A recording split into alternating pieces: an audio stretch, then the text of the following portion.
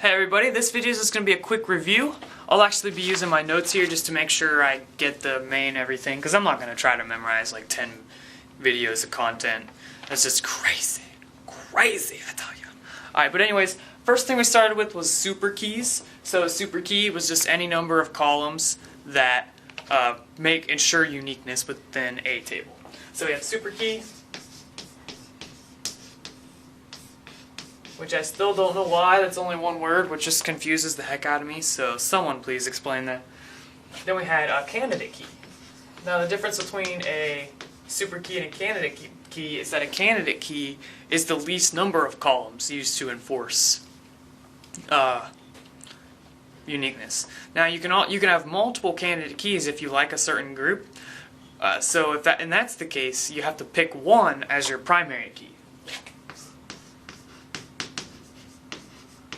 The primary key is the one you select as the main key for your table. All the other ones you can assign as alternate keys, which if that's the case, they still can be unique. You can still enforce uniqueness upon those, but they're not used as the main key within your table. Alright, what else? Alright, well then there's, that's pretty much all the ideas with finding a primary key, and then when you reference that in another table, you have what's known as a foreign key. Foreign keys reference a primary key. It's a connection. That's how you make connections between tables. If you have a user table and then you have a comments table, well, the comment is posted by a user, so you can reference that user in that comments table. And we talked a lot about that, so I'm pretty sure you guys got that pretty well. Now, this is pretty much all you got to worry about for primary keys and foreign keys. You just got to worry mainly about these two. These ones are less important about finding and figuring out. These two are essential. I'm not saying these aren't important, they're important, but really, defining a super key is kind of pointless when you know there's the candidate key. You don't have to say, okay, well all of these define uniqueness. That's one super key. All of these define uniqueness. That's another super key. Oh, finally we're down to the correct size for a candidate key. That's our candidate key. And then I'm check marking, by the way, just so you know what that is. And then, oh, okay, we got a total of 10 candidate keys, 5 super keys. Now let's find a good primary key. Oh, this one looks nice. We'll use that one. We'll set the rest as alternate keys. That's just complexity that is unnecessary, when it's easier just to say, oh, there's a candidate key. It's already the smallest that we need. We'll use that as our primary key. And now let's see if we have any other alternate keys. Oh, we don't have any good ones? Oh, too bad. It's fine. Who really cares? Oh, we do have some good ones. Oh yeah, let's set those as an index and make sure they're unique, and we'll use those for some searching later on. That's an example of how you would find a primary key. You don't have to make this manual labor for like 20 hours to figure out which primary key to use. Alright? Then you reference that primary key in other tables with the foreign key. So that's why these two are the most important. Foreign and primary. Those are the two you should focus on the most and memorize, okay? The alternate candidate super key, and they're kind of important, but not as important. Alright, so let's take a look at primary and foreign. Let's clear this out for a sec. Oh my god. Alright. Primary.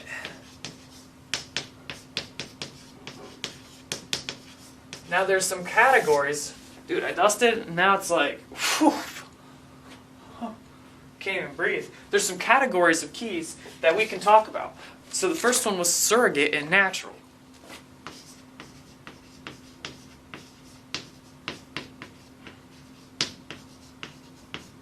So surrogate and natural keys. A surrogate key is just a random number that has no real world value or no real world meaning. Just like an ID, user ID, student ID, college ID, classroom ID, store ID, sale ID, record ID, song ID, picture ID, whatever you want it to be, I don't really care. As long as it's an ID and it's a surrogate key, then yay. I don't know what I just did there. But anyways, natural is something that's already naturally in the database, and you just define it as your key.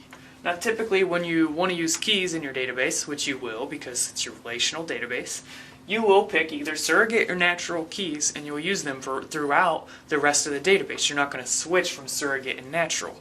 You're not going to be like, oh, this one has a natural key, we'll use natural, but this one doesn't, we'll make it surrogate. That's a bad design. You should be able to enforce uniqueness by the columns that are already there, and then you can add a surrogate key if that's what you want to do. And if by any chance you cannot possibly define uniqueness without a surrogate key, you're pretty much required to use a surrogate key. But that situation should try to be avoided. But there's times when you literally cannot find a natural key that will be sufficient. So you guys kind of follow what I mean. Surrogate keys, random numbers, natural keys already in the table. Boom. Simple. Alright. Speaking of simple, we'll talk about the simple key. Alright, so we got simple, we got composite, and compound. Okay, so simple is basically a one-column key. Composite and compound are multiple column keys. We talked about those in the previous video, I believe. Yeah, so that's pretty much all the categories of keys. When you define your primary or foreign keys, you're not going to have to specify if it's a surrogate, natural, simple, composite, or compound.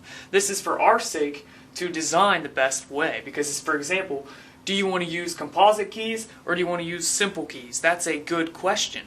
If you decide you want to use simple keys, which, by the way, surrogate and natural is kind of thing you do throughout your entire database, you can kind of switch back and forth from simple and composite.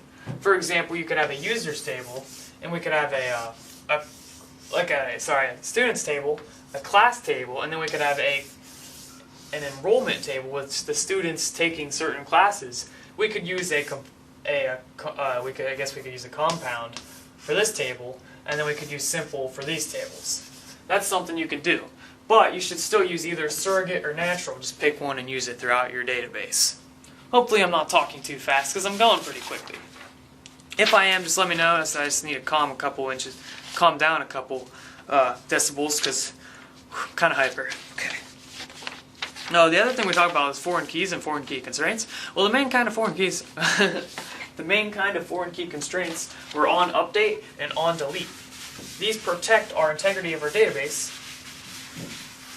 You define these whenever you make a table. When you use the create table statement, or create, or whatever your relational database management system does to create tables, the chances are you're going to say that you have a foreign key. I'm just going to put FK for short. And then you have a constraint, and you can usually name that constraint. So you could be like blah blah blah, name it whatever, and then we could say on update or on delete. And the options were, the ones I taught you were do nothing, or basically throw an error, or we could update the children, or we could basically get rid of the value for the children. So that would be restrict, cascade, and set null. But your relational database management system might use something a little bit different, which is fine. Yeah, that's about it. Yeah, that's pretty much it. Yeah. Cool. Alright, so yeah, that's a summary of keys. So yeah, that was a ton of stuff. Compared to my other database design video, I had a video over primary keys and a video over foreign keys. Boom, done. This one I had like 10 videos. Alright, see you guys in the next video where we will be talking about something new. Sweet, see you guys then.